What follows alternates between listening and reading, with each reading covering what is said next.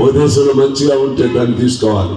ఇవాళ మన గాంధీజీని దక్షిణాఫ్రికాలో ఆదర్శంగా తీసుకున్నాడు నెల్సన్ మండేలా. అదేవిధంగా మార్టిన్ కింగ్ రోదర్ని మనం ఆదర్శంగా తీసుకున్నాం. అదేవిధంగా అనేక దేశాల్లో ప్రముఖులందరినీ రాజ్యాంగవేత్తలు తీసుకుంటాం. అలా తయారైంది మన గొప్ప రాజ్యాంగం. దానికి అంబేద్కర్ గారు దానికి ఆయన జీవన సర్వస్వం. సరే, కమిటీలు ఉండొచ్చు, కమిటీలో అనేక మంది ఉండొచ్చు, మేధావులు ఉండొచ్చు. అల్టిమేట్గా కమిటీ అభిప్రాయమే నడుస్తుంది. కానీ దానికి మార్గదర్శకత్వం, దానికి నాయకత్వం అంబేద్కర్ గారు వహించారు. అంటే ఉన్నదానిలో నాయకత్వం పాత్ర ఎవరికి ఇస్తారు? ఎవరైతే సమర్థవంతంగా దాని మీద పట్టు ఉంటుందో వాళ్ళకి ఇస్తారు. ఆ విధంగా అంబేద్కర్ గారి ఆధ్వర్యంలో రాజ్యాంగ రచనా కమిటీ ఏర్పాటైంది. అంబేద్కర్ గారు రాజ్యాంగం ద్వారానే ప్రసిద్ధి పొందలేదు. అంబేద్కర్ గారి రచనలు ఇప్పుడు వెలుగులోకి వస్తున్నాయి.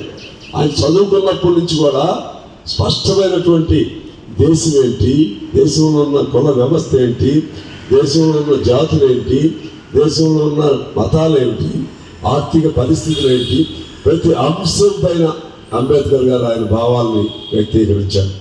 అవి ఇవాళ వెలుగులోకి వస్తూ ఉన్నాయి. ఆ విధంగా అంబేద్కర్ ఆశయాలను తూట్లు పొడుస్తూ, అంబేద్కర్ భావాలను తూట్లు పొడుస్తూ, రాజ్యాంగాన్ని విచ్ఛిన్నం చేస్తూ, రాజ్యాంగ బద్ధంగా ఉన్నటువంటి ప్రభుత్వాలు, రాజ్యాంగ విరుద్ధంగా రాజ్యాంగంపై ప్రమాణం చేసిన ప్రభుత్వాలు, రాజ్యాంగం మీద ప్రమాణం చేసి దేశాన్ని కాపాడవలసినటువంటి ప్రభుత్వాలు రాజ్యాన్ని దేశాన్ని భక్షించేవాడుగా తయారయ్యారు. ఈ దశలో మనం ఏం చేయాలి? మన కర్తవ్యం ఏమిటి? మనం నిరుత్సాహపడకండి. కొద్దిమంది ఉన్నామని అనుకోవాల్సిన అవసరం లేదు. మరింతగా కసిగా మనం వర్గ పోరాటాలు రూపొందించుకుందాం. ఎన్నికలు వస్తాయి, పొత్తులు ఉంటాయి. అది ఒక ఎత్తుగడలో అదొక భాగం, అది ఉపరితలం. కానీ మూలాలు ఉంటాయి. మూలాలలో మాత్రం మన మూలాలను మర్చిపోకూడదు. ఆ మూలానికి ఉపరితలానికి లింక్ ఉంటుంది. ఆ రెండింటిని సమన్వయం చేసుకుంటూ మూలం బలంగా ఉంటే, పునాదులు బలంగా ఉంటే మనం కమ్యూనిస్టులుగా ముందుకెళ్ళే అవకాశాలు ఉంటాయి. సరే, లేవా అంటే కమ్యూనిజమే మరి చచ్చిపోయిందా అంటే కమ్యూనిజమే చచ్చిపోలేదు. కొత్త ప్రాంతాల్లో పుడుతుంది, కొత్త ప్రాంతాల్లో బతుకుతూ ఉంది, కొత్త దేశాల్లో అధికారంలోకి వస్తూ ఉంది. అందువలన ఆ భావం కమ్యూనిజం అంటేనే ఇది ఒక ప్రశ్న అంటేనే మనిషి ఆలోచన, మనిషిలో ఉన్న కష్టాలు నష్టాలు వాటికి సంబంధించి వేసేటువంటి ప్రశ్న, అదే కమ్యూనిజం. ప్రశ్న నుంచి పుట్టిందే కమ్యూనిజం, ప్రశ్న నుంచి పుట్టిందే మార్క్సిజం.